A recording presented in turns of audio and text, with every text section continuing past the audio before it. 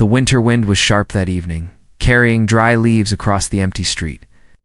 David walked with his hands in his pockets, his boots crunching over the thin layer of frost. It had been another long day at the workshop, and all he wanted was to get home, warm up a bowl of soup, and watch something mindless on TV. But as he passed the small public park, something made him slow down there. Under a dim streetlight sat a girl who could not have been more than 12. She wore an oversized coat that looked like it could swallow her whole, and her hair was a pale shade of silver that shimmered faintly under the light. She wasn't crying, she was just sitting, perfectly still, watching the ground as if waiting for it to speak. David hesitated, then stepped closer. "Hey, are you okay?" he asked. She looked up, and for a moment, David forgot to breathe. Her eyes weren't any color he had seen before, not blue, not green, but a metallic silver that seemed to catch the light in a strange way. She studied him, as though weighing his worth, then asked in a soft voice, "Do you know a safe place? Far from hunters?" David blinked. "Hunters, you mean like people chasing you?" The girl nodded once. Her expression didn't change. But there was something heavy in her tone, something that made his chest tighten. He glanced around the park. It was empty, except for the cold wind. "Look, it's freezing out here. You can come to my place for the night," he said. "Tomorrow, we'll figure something out." She stood without a word, moving with a strange grace, and followed him. David's apartment was small, but warm. The smell of old wood and fresh coffee still hung in the air. He hung his jacket on the hook by the door and gestured for her to sit at the table. She didn't hesitate, but the way she lowered herself into the chair caught his attention. Her posture was perfect, back straight, hands folded on her lap. Not like a scared child, but like someone who had been trained for years. He poured her a bowl of hot soup. "Eat up," he said. She picked up the spoon with careful precision, holding it like she was at a royal dinner. Every movement was controlled, delicate, without spilling a drop. David leaned against the counter, watching. Most kids he knew would be shoveling it in by now, but she took small, measured bites, chewing exactly the same number of times before swallowing. "What's your name?" he asked. She paused for a second. "Lyra," she said at last. "All right, Lyra, where's your family?" "They were taken," she said simply, her eyes on the bowl. David frowned. "Taken? By who?" She didn't answer, only kept eating, until the bowl was empty. He decided not to push her. Maybe she'd talk later. He offered her some bread, and she accepted it with a polite nod, again eating in slow, careful bites. When she was done, David showed her the small guest room. "It's not much, but it's warm," he said. She looked around the room like she was memorizing every detail, the bedspread, the bookshelf, the small lamp in the corner. Then she touched the edge of the pillow and whispered something in a language David didn't recognize. It wasn't English, and it didn't sound like anything he'd heard on TV or in music. It was soft, almost like singing. "Is that a prayer?" he asked. She glanced at him but didn't answer, just sat on the bed. David went to his own room, telling himself she was probably just from a very different culture, maybe from another country. But something about her eyes, her voice, and the way she carried herself stayed in his mind. Around midnight, David got up to get some water. As he passed the guest room, he noticed the light was still on. The door was open just enough for him to see inside. Lyra was standing at the window, her hands pressed against the glass, looking up at the night sky. Her silver hair seemed to catch the moonlight in a way that made it almost glow. She was speaking again in that strange language. But this time her tone was urgent, like she was calling someone. David stepped a little closer to hear better, but before he could make sense of it, the old radio on his desk, which hadn't worked in years, crackled to life. Static filled the air, and through it came a distorted voice. The words were not English, but David felt a chill crawl up his spine when he heard them repeated twice, the only part he could almost understand. It sounded like, "Your Highness." Lyra turned sharply toward the radio, her eyes wide. She whispered something to herself, then pulled the curtains closed in one swift motion. When she noticed David in the doorway, she didn't look startled, only calm, as if she had expected him to be there. "You should sleep," she said quietly. David wanted to ask 1,000 questions, but something in her voice stopped him. He nodded slowly and went back to his room, though sleep was far away. The last thing he saw before closing his door was Lyra, still standing by the window, her face lit by the cold light of the moon, staring into the distance like she was waiting for something or someone to find her. The morning sun barely touched the street when David opened his front door. The winter air was sharp and cold, his breath turning white in the light.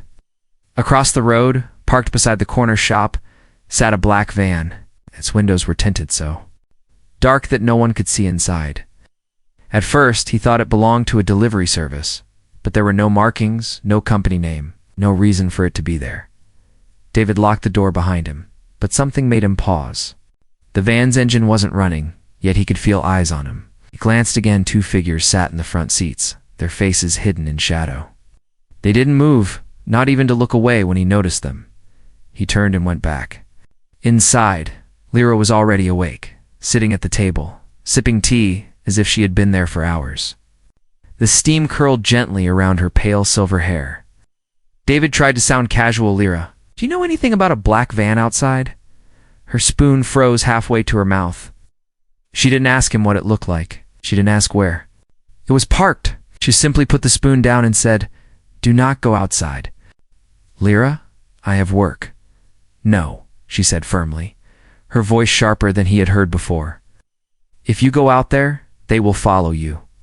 David stared at her. Who are they? The ones who took my family, she replied. The ones who want me alive, but not safe. Her calm way of saying such a terrifying thing made the air in the room feel heavier. David pulled out a chair and sat opposite her. You're telling me that those people in the van are, what, kidnappers? Or more than that, she said quietly. They are trackers. Once they have my scent, they will not stop. Scent? David raised an eyebrow. Like hunting dogs. Her eyes flashed with a strange light. Like hunters, she said. David rubbed his face. Okay, let's say I believe you. Why you?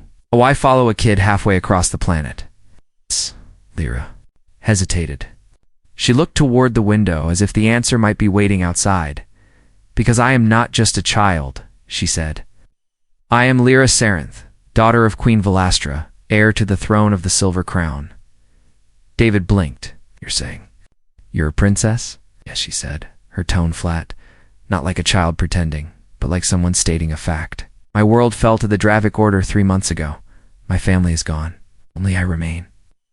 David let out a slow breath, leaning back in his chair. And you came to Earth? Why? Because it is far from the war, she replied. Your people do not yet fear the Dravic, so they will not look for me here, or so I thought. She rose from her chair and moved to the window, pulling the curtain back just enough to peek outside.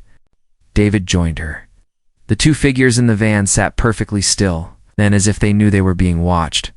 One of them slowly lifted his head. Even from across the street, David could see the man's eyes, pale, almost white, reflecting the sunlight like mirrors. The moment their gaze met, David felt a chill run through him. It wasn't just the cold. Something about those eyes wasn't human. Lyra dropped the curtain. We have little time. They will move soon. David frowned. What do you expect me to do? Fight them? You've already done more than most. Would, she said. You opened your door to me. You fed me. That is why I trust you. David didn't know how to answer.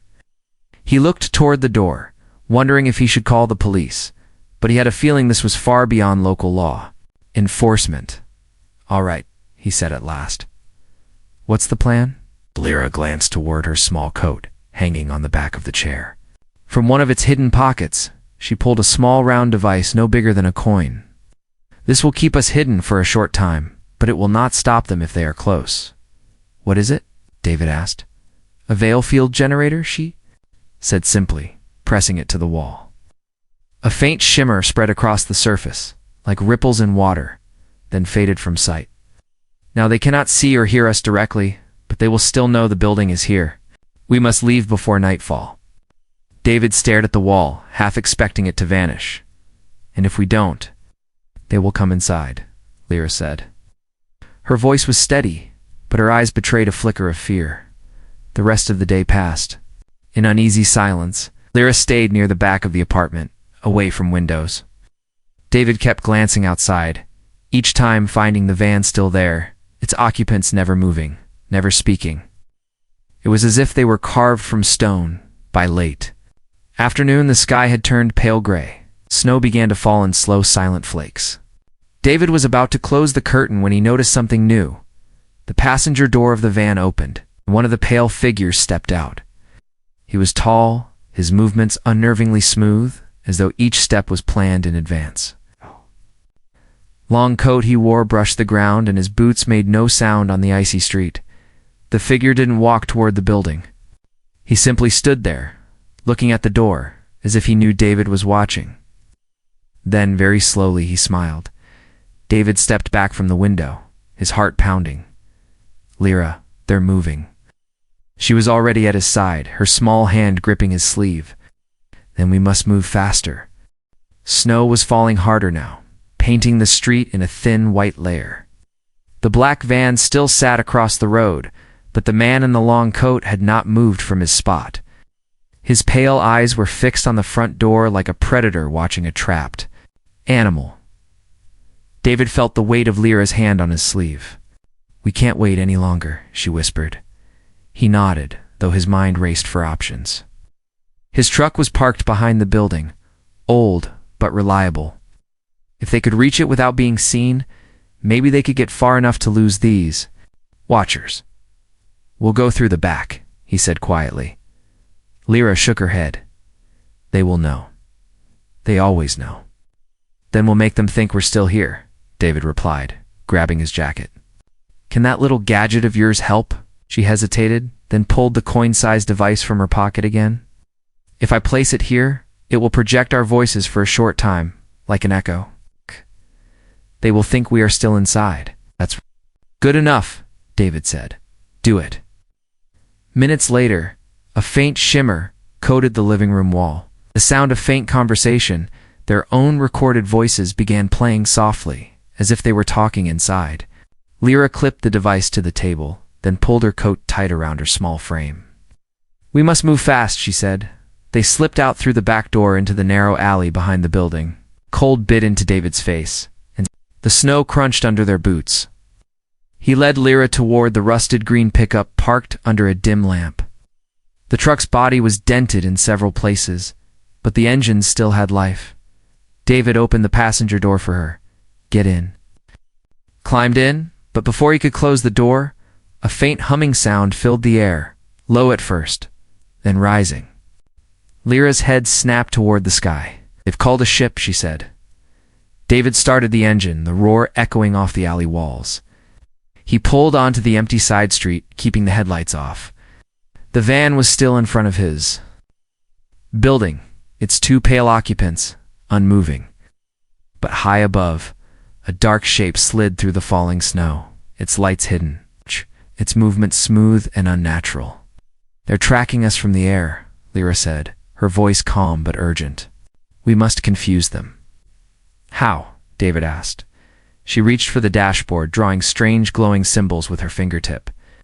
The light from her marks sank into the truck's metal like water into sand. "Oh, it will not show on there." "Scanners for a short time," she explained. David had no idea how that worked. But the truck's engine felt stronger, more alive. He pressed the gas, heading toward the outskirts of town. The streets thinned out as they left the main road. Snow blurred the landscape, and the dark shape in the sky followed at a distance. David's heart pounded with every turn of the wheels. "How far do we have to go?" he asked. "To the old mines," Lyra replied. "They are deep and shielded. Even the Dravik will have trouble finding us there." David gave her a quick glance. "You've been there before?" She nodded. "Long ago, before your people settled here, my kind used the tunnels for trade." Behind them, the van had moved. At last, its engine roared to life, and it began following their tire tracks through the snow. David gritted his teeth, pushing the truck faster. The old vehicle rattled, but it held together. The road narrowed, winding between snow-covered hills. The air grew colder, sharper. The dark ship above dropped lower, cutting through the clouds like a shark circling its prey. "They're closing in," David muttered. "Then we must vanish," Lyra said. She reached under her coat and pulled out a second device, this one shaped like a small crystal. She pressed it to the dashboard, and the world outside the windows seemed to shimmer. The snowflakes slowed in their fall, and for a brief moment, everything was silent. When the shimmer faded, the road behind them was empty. No tire marks, no sign they had ever passed. David glanced at her in shock. "What did you just do?" "I erased the trail," she said simply. "But it will not last forever." Finally, the entrance to the old mines appeared, a dark opening in the side of a hill, half hidden by overgrown bushes and drifts of snow. David turned the truck sharply, bumping over uneven ground until they reached the entrance. They climbed out, their breaths turning white in the frigid air. The mine's wooden supports groaned under the weight of years, but the darkness inside felt like a shield from the cold sky above. David looked back. The ship hovered in the distance, but it didn't move toward them. It was as if it had lost their signal. "For now, we are safe," Lyra said. David followed her inside, the crunch of snow under their boots fading into the echo of the tunnels. He had never been in a place so silent. Only the distant drip of water broke the stillness. As they moved deeper, the light from outside vanished, and darkness closed in. Lyra's silver hair caught what little light there was, glowing faintly like a thread of moonlight. She stopped at a fork in the tunnel, placing her hand against the stone wall. "This way," she said. "Are you sure?" David asked. "Yes," she replied. "I remember the scent of the stone. This path leads to the hidden chambers." David shook his head, amazed at her certainty. She was just a child, and yet she moved like someone who had walked these halls. 1,000 times by the time they reached a large cavern, David's legs ached from the uneven ground. Lyra knelt beside a pile of old crates, brushing away the dust to reveal strange markings carved into the wood. "What is this place?" David asked. She looked up at him. It was once a place of safety, and now it will be again. It's far above. Them, unseen beyond the rock, the hunters circled in frustration. But down here, in the cold and silent heart of the mine. David and Lyra had bought themselves a little more time, though both knew it would not last. The air inside the mine was cold and heavy, smelling faintly of stone and old metal. David's footsteps echoed softly against the walls as he followed Lyra deeper into the tunnels. She moved ahead of him, her small frame slipping easily between broken beams and fallen rocks, the faint glow of her silver hair lighting the way like a thread in the dark. "This place feels like it's been dead for 100 years, David said quietly. "It has been longer," Lyra replied without turning. "But some things do not die." Her voice was calm, almost too calm, and that unsettled him. She stopped at a wooden support beam and brushed away the frost on its surface, revealing strange, curling symbols carved into the grain. They were smooth and sharp, as though made by something far more precise than a human hand. "Your people built this?" David asked. "My people used it," Lyra corrected. "It was built before I was born, before even my mother was born." The tunnel opened into a wide chamber. The ceiling arched high above, dripping water in slow, steady drops. Old mining carts lay overturned, their wheels rusted and frozen in place. At the far end of the chamber stood a row of heavy metal crates, each one sealed with a lock that looked alien in design, thin curved edges, and a faint blue shimmer that danced across their surfaces. Lyra walked straight to the middle crate and placed her palm against it. The blue shimmer rippled outward from her touch, and with a soft click, the lock disengaged. David stared. "How did you?" "It knows me," she said simply. "These were meant for my family, in case of war." Inside the crate was a small, metallic cube, no bigger than David's hand. It was smooth, silver, and perfectly shaped, not a single seam or button. Lyra lifted it with both hands, holding it as though it were made of glass. "This is the royal seal," she said. "It carries proof of my birthright, and the power to claim the throne." David frowned. "And you're telling me this little box is why people are chasing you?" They are chasing me because without me, their victory is complete, Lyra said, her voice hardening. With me, their control is fragile. Ow. As long as I live, there is hope for my people. She set the cube on the ground and tapped one corner lightly. A beam of pale blue light shot upward, forming a tall, shimmering figure above them, an image of a woman in armor wearing a crown that looked like silver flames. Her face was calm but stern, her silver hair braided down her back. David stepped back in shock. Who is that? My mother, Lyra said softly. Queen Velastra. She recorded this message before the war reached us. The image spoke in the same language David had heard before, the one that made his skin prickle. Lyra translated in a low voice as the figure's lips moved. If you are hearing this, my daughter, our home has fallen. The Dravik will hunt you without, and trust no one unless they risk their life for you. And if such a person exists, guard them as I have guarded you. David felt her eyes on him as she finished translating. He looked away, unsure what to say. The image faded, leaving only the cold air and the sound of dripping water. Lyra picked up the cube again, slipping it into her coat. We cannot stay here forever. The Dravik will find us. But there is more you must know. She led him through another tunnel, this one narrower and lined with carved stone panels. The carvings showed scenes of ships crossing stars, battles fought with weapons that seemed like light itself, and figures kneeling before a crowned woman. These tunnels hold the history of my family, Lyra said, her voice echoing in the stone. The Dravik wanted erased. Why erase history? David asked. Because if people forget who they were, they forget they can be free, she said. They reached a second chamber, smaller than the first. In the center stood a round table made of black stone, with 6 small orbs resting in its grooves. Lyra touched one of the orbs, and a faint hum filled the air.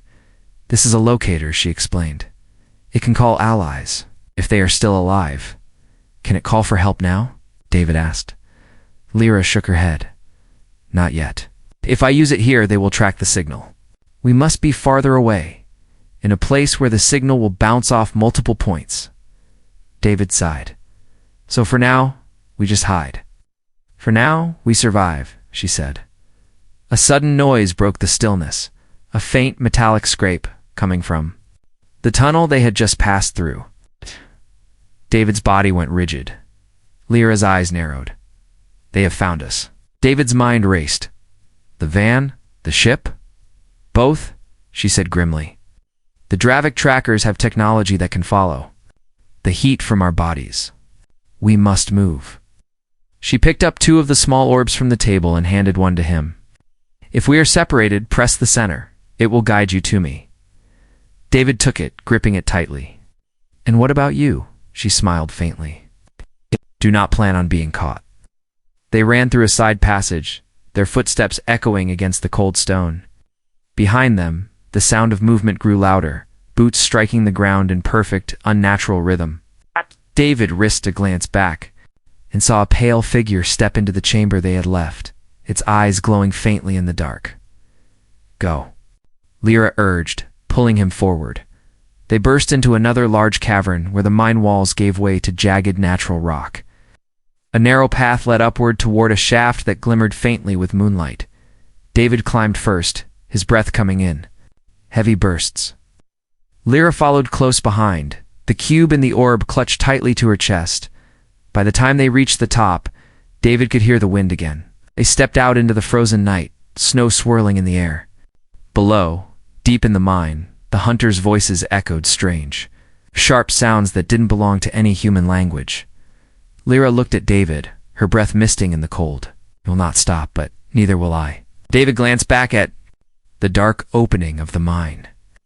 He didn't know how long they could keep running, but one thing was certain, he wasn't about to hand her over to anyone.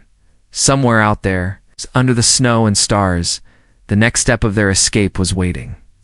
The wind howled over the ridge as David and Lyra pushed forward through the snow. The moon was high now, silver light spilling over the frozen hills. Their breath came in quick bursts, leaving clouds in the icy air. Far behind, the mine entrance glowed faintly, not with light, but with the reflection of eyes moving inside. They're coming. Lyra said without turning. David gripped the small orb she had given him. How close? Close enough to smell the heat from our skin, she replied. They crested the ridge and found themselves staring down at a narrow valley. At the bottom lay an abandoned rail line, the old tracks buried under snow. An overturned cart rested nearby, its metal rusted and bent.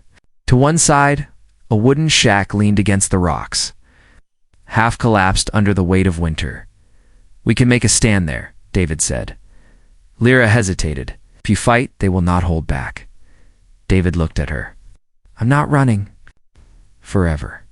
They descended into the valley quickly, boots slipping on the icy slope. The shack's door was hanging from one hinge, creaking in the wind. Inside, it was dark, the air heavy with the smell of damp wood. David set down his pack and looked around. The floorboards were weak, but the walls were solid enough to block the wind. Lyra stepped inside and closed the door. They will find this place in minutes. Then we use those minutes, David said, picking up a broken length of iron pipe from the floor. He tested its weight, heavy enough to hurt, light enough to swing fast. The first sound came from outside. The crunch of snow under boots, slow and deliberate. David peeked through a crack in the wall. Two pale figures were approaching from opposite sides of the valley, their long coats whipping in the wind. The way they moved was wrong, too smooth, too steady, as if gravity didn't fully apply. To them, they're splitting up, David whispered. They will trap us, Lyra said. One will block the front, the other the back. Then we take the first one out before the second arrives, David replied. Lyra gave him a long look. You are not trained for this. I fix engines all day, David said, gripping the pipe tighter. This can't be that different. The first figure reached the shack. It stopped just outside the door, its head tilting slightly, listening. Then, without knocking or forcing the lock, it simply pushed the old wood gate away with a groan. The figure stepped inside. Its eyes caught the moonlight through the broken wall, pale silver, almost white, with no pupils. Its skin was smooth, too smooth, as if carved from stone.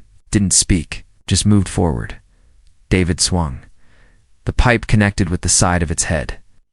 The sound was like hitting a hollow metal drum. The figure staggered, but didn't fall. It turned toward him, lips curling into something like a smile. That's not good, David muttered. Before it could move, Lyra stepped forward, speaking sharply in her strange language. The figure froze mid-step, its body going rigid. Its eyes flickered, as though a light inside was struggling to stay lit. David now? Lyra shouted. He swung again, this time aiming for the leg. The joint cracked, and the figure fell to one knee. David didn't stop. He brought the pipe down on its head again, and this time it collapsed, motionless.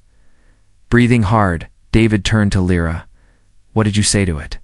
A command, she replied. They are programmed to obey the royal blood, but only if they have not been fully reconditioned. Lucky for us, David said. The second figure appeared in the doorway. This one didn't hesitate, didn't stop. It rushed forward in a blur of motion, faster than David expected. He barely had time to raise the pipe before it slammed into his chest, knocking him back into the wall. The impact drove the air from his lungs. Lyra shouted something again, but this time the figure didn't slow. Its arm shot out, grabbing her by the collar. She kicked and twisted, but the grip was like steel. David forced himself to stand, pain shooting through his ribs. He spotted an old lantern hanging near the wall. Grabbing it, he smashed it against the figure's back. Glass shattered, and oil splashed across the coat. A spark from the broken lantern ignited it instantly. The figure didn't scream, but it dropped Lyra and spun toward David. Flames danced along its coat, the light reflecting off its pale, smooth face.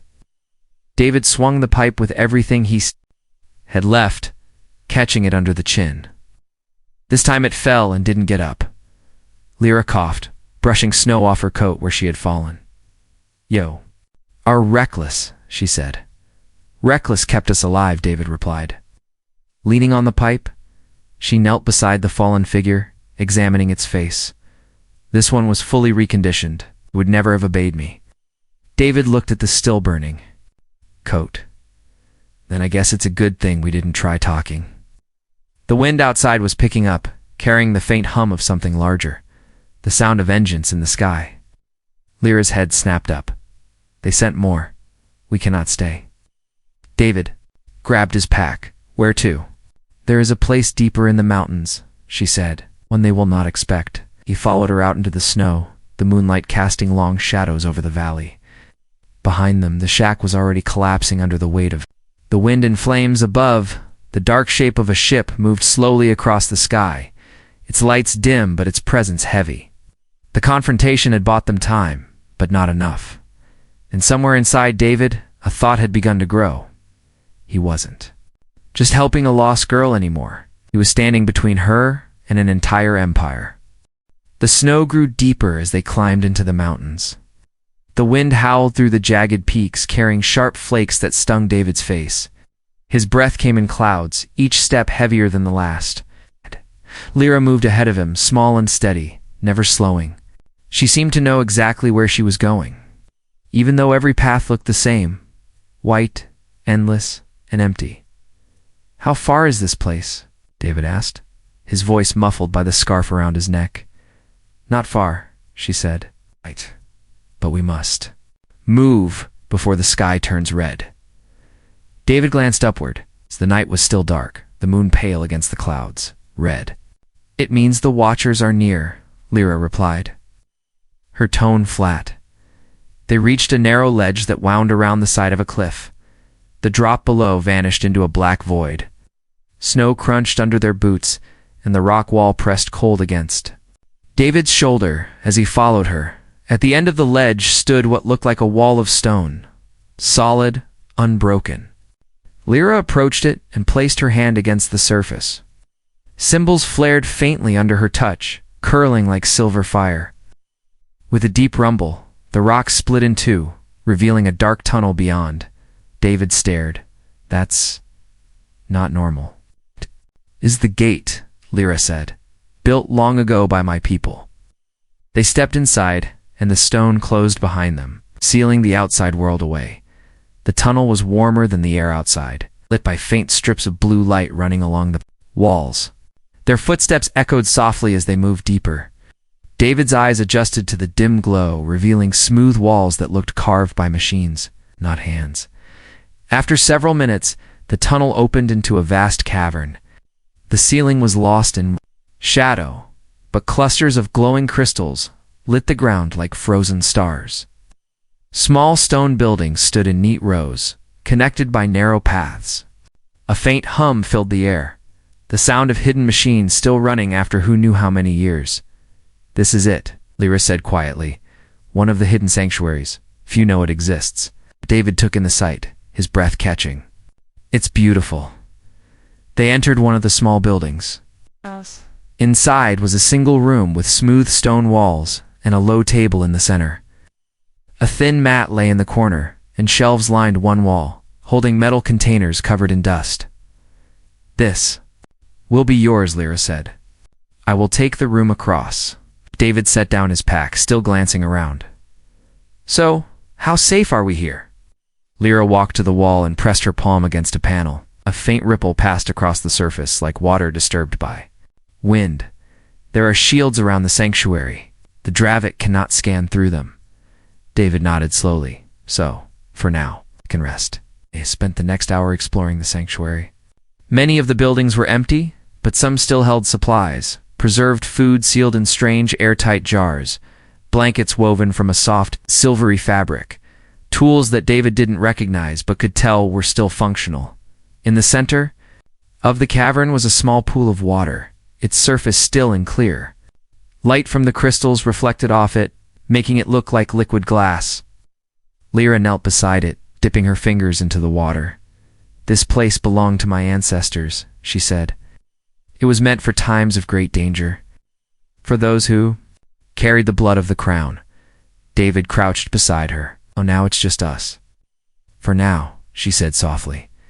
That night, David lay on the mat in his new room, listening to the faint hum of the machines. It was the first time in days he had felt something close to safety. Yet his mind wouldn't rest.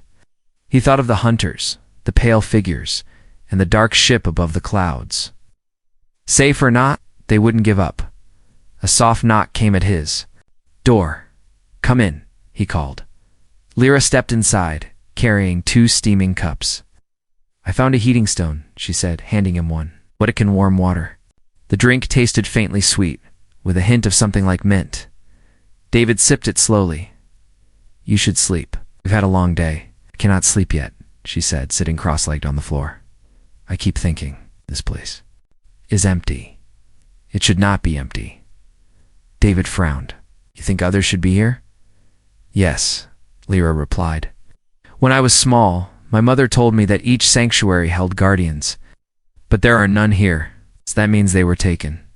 Or they fell." Silence hung between them for a moment, broken only by the hum of the crystals. David set down his cup. "Then we'll have to be our own guardians." She looked at him, silver eyes steady. "You speak as though you are one of us." "Right now," David said. "I'm the only one you've got." The next morning, David woke to the sound of movement outside. He stepped into the cold air of the cavern and saw Lyra standing at the pool, speaking softly in her strange language. The water's surface rippled, and faint shapes began to form the outline of ships, glowing in the reflection. "What are you doing?" David asked. "Sending a message," she said, "not to call for help, but to warn those who might still be free. The Dravik are near." David watched the shapes fade, leaving only the still water behind. For a moment, the cavern felt too quiet. Then far above them, something deep in the rock made a sound like distant thunder. Lyra looked up sharply. "They have found the outer walls." David's grip tightened on the pipe still hanging from his belt. "So much for a quiet home." Her silver eyes glinted in the crystal light. "This is still our home. We will not give it up." The sound came again, deep and heavy, like the mountain itself was groaning. Dust fell from the cavern's ceiling, drifting into the still air. David and Lyra stood side by side, staring toward the tunnel that led to the outer gate. "They've found us," David said. "They will try to break the shields," Lyra replied, her voice calm but tight. "Once they do, they will pour in." David glanced around the sanctuary. The glowing crystals still lit the cavern in cold blue light, casting long shadows across the stone buildings. It was a beautiful place, and now it was about to become a battlefield. "Where's the best spot to hold them off?" David asked. Lyra pointed toward the narrow passage where they had entered the night before. "There," she said. "The path is too small for many to pass at once. We can force them to fight one by one." They moved quickly, carrying whatever could be used as weapons. David gripped the iron pipe he had been carrying since the shack, its dents and scratches proof of their last fight. Lyra retrieved 2 of the small glowing orbs from her coat and placed them along the tunnel walls. "These will create a barrier," she explained. "It's not strong enough to stop them forever, but enough to slow them." David nodded. "Every second counts." Rumble grew louder, turning into a steady pounding. Somewhere beyond the walls, the hunters' machines were cutting through stone. Lyra stood beside him at the tunnel mouth, her small frame straight and still. "When they come, you must strike fast. Do not let them recover." David looked at her and you. "I will command them," she said. "Some may still obey the crown." The first crack split the tunnel entrance. A sharp beam of pale light sliced through the stone, scattering sparks. David braced himself. Moments later, the rock burst outward, and the first hunter stepped through. It was taller than the others they had faced. Its pale skin, almost glowing, its eyes like cold glass. It moved forward with slow confidence, ignoring the barrier until it touched the first orb. A flash of blue light erupted, forcing it back a step. Lyra's voice cut through the air, sharp and commanding. The hunter froze for a heartbeat, its head tilting toward her. David didn't wait. He swung the pipe hard across its jaw. The impact rang through the tunnel, and the figure crumpled. Another step through, then another. The barrier flared each time, slowing them just enough for David to strike. But they kept coming, each one moving with the same silent precision. One hunter slipped past his swing and grabbed him by the arm. David felt the icy grip tightening, forcing him to his knees. Before the breath could leave his lungs, a sharp beam of light shot past him. Lyra had pulled a small device from her coat, firing a concentrated pulse into the hunter's chest. It fell without a sound. David staggered to his feet. "Remind me to thank you later." "Later," she said firmly. "Now hold the line." They fought like that for what felt like hours, though David knew it was only minutes. His arms ached. His breath came in ragged gasps, and the pipe felt heavier with every swing. But the tunnel floor was littered with the fallen pale bodies that twitched once, then lay still. Then the pounding stopped. For a moment, there was only the sound of David's breathing and the faint hum of the crystals behind them. "Is it over?" he asked. Lyra shook her head. No, this was only the first wave. From the shadows beyond the broken gate, a deeper figure stepped forward. Its coat was longer, its eyes brighter, and a thin crown of metal rested across its head. "The commander," Lyra said quietly. "He will not be stopped by words." David tightened his grip on the pipe. "Then we stop him another way." The commander stepped into the barrier. The orbs flared brighter than before and then shattered, sparks dying in the air. It walked forward unhindered. Lyra moved between David and the commander.